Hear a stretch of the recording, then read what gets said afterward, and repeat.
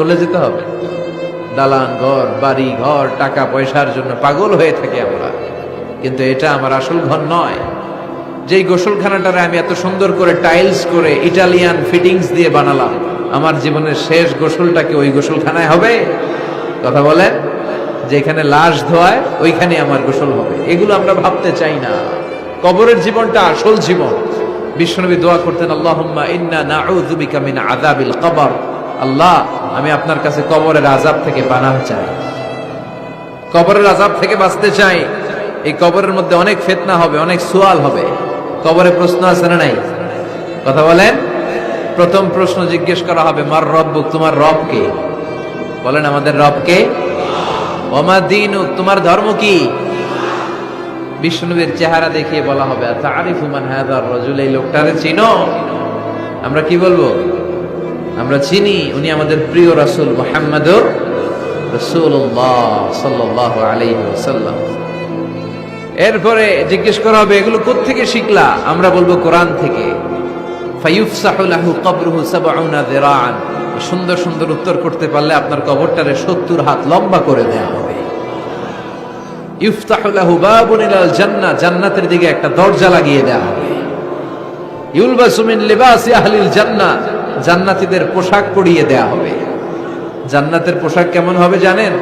রেশমের পোশাক। ওয়া লিবাসুহুম ফিহা হারির, the dress will be in Jannah with fine green silk with the gold embroidery. জান্নাতে যারা থাকবে তাদের পোশাক হবে পাতলা সবুজ রঙের রেশমের কাপড়ের পোশাক, যেটার মধ্যে গোল্ডের, স্বর্ণের ডিজাইন করা, এমব্রয়ডারি করা থাকবে। ওই পোশাক পরিয়ে দেওয়া হবে। আর বলা হবে নাম কান্নাউমিল আরুস, বাসর রাতে জামাই যেমনি আনন্দে ঘুমায় তুমিও ঘুমাও। দুনিয়াতে অনেক কষ্ট সহ্য করছো, দুনিয়াতে পুলিশের দৌড়ানি, র্যাবের দৌড়ানি, আছে না নাই? ইসলামের পক্ষে যারা কথা বলে নিজ এলাকায় পরবাসী, আছে না নাই? আহা, মামলা হামলা, ঝক্কি ঝামেলা ঝুঁকি, একটার পর একটা, তার পিছু ছাড়ে না। সে ঘুমাইতেও পারে নাই, চিল্লায় বলেন ঠিক কিনা? আনন্দের ঘুম আমরা সেদিন দেব ইনশাআল্লাহ, করবেন না? নাম কানাউমিল আরুস, বাসর রাতে বর যেমনি কনেকে নিয়ে ঘুমায় ঘুমাও। দুনিয়াতে ঘুমাইতে পারো নাই, দুনিয়াতে খালি দৌড়াইছো। কি করছো?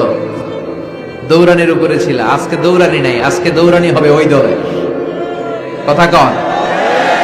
যারা ইসলামের পক্ষে ছিল না, আজীবন ইসলামের বাঁশ দিয়েছে, আজকে ওদেরকে বাঁশ দেওয়ার পালা। সেদিন হিসেব উল্টে যাবে। কথা বলেন। এবার ওদেরকে প্রশ্ন করা হবে, তুই ক মার রব্বু? কয় আমি জানি না। কি জানোস? কয় কিছুই জানি না। কি যে জানি না ওইটাও জানি না। দ্বিতীয় প্রশ্ন, ওয়ামা দীনুক, তোর ধর্মের নাম কি? কয় জানি না। ফেরেশতারা কয় আর প্রশ্ন বাকি একটা, তারপরে আঙ্গ খেলা শুরু। ওমান হাযার রাজুল, do you know this person? দেখো তো এই লোকটার চিনা চিনা লাগে কিনা। কয় না, চিনি না, আমি কিচ্ছু জানি না, আমি কিচ্ছু মনে করতে পারছি না। খালি আমি মদ খাইতাম আর চিয়ার্স করতাম, এটা মনে আছে। আমি ইসলামের বিরুদ্ধে দৌড়াতাম, ইসলামের পক্ষের শক্তির উপর হামলা চালাতাম, এগুলো মনে আছে। কোরআনের বিরুদ্ধে ছিলাম, ইসলামের বিরুদ্ধে ছিলাম, বিশ্বনবীর বিরুদ্ধে ছিলাম। বিশ্বনবীর বিরুদ্ধে আমি বিষোদাগার করতাম, ইসলামের বিরুদ্ধে আমি জনপ্রচারণা চালাতাম। আজীবন আমার জীবনটারে আমি কাটিয়েছি ইসলামের বিপক্ষে। সুদ, ঘুষ, দুর্নীতি, যৌতুক, মদ ছিল আমার নিত্য সঙ্গী। আমি কিচ্ছু মনে করতে পারছি না, আমার ধর্ম নাই, আমার কিছুই মনে নাই। ফেরেশতারা বলবে ঠিক আছে, এবার আঙ্গ খেলা শুরু। ফায়ুতরাকু বিমাতারিকা মিন হাদিদ, লোহার হাতুড়ি দিয়ে এবার ওর পিটানো শুরু হবে। পিটাতে পিটাতে ওর গায়ের গোশত আর মাসেলগুলো থেতলে ফেলা হবে। ইয়কালু লিল আরদি ইলতাইমি, জমিনকে বলা হবে চাপ দাও। ফাতাখতালিফু আদলাউ, ওয়াল আয়াযু বিল্লাহ। কবরের এক পাশের মাটি আরেক পাশের মাটি এমন ভাবে চাপ দিবে, ডান পাশের পাজরের হাড় বাম দিকে ঢুকে যাবে, বাম দিকের হাড়টি ডান পাশে এসে যাবে। ওর চিৎকারে পুরো কবরস্থানটা থারথার করে কাঁপবে। ওরে বাঁচানোর তখন কেউ থাকবে না। ওর ক্ষমতা, ওর দাপট, ওর হুঙ্কার, ওর অহংকার ওরে বাঁচাতে পারবে না। চিল্লায় বলেন ঠিক কিনা?